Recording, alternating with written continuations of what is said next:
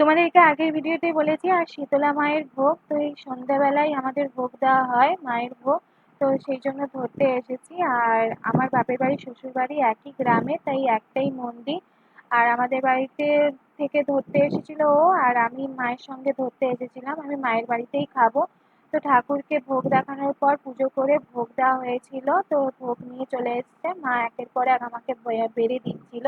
আর মায়ের ভোগ তো সত্যি অসাধারণ, অপূর্ব।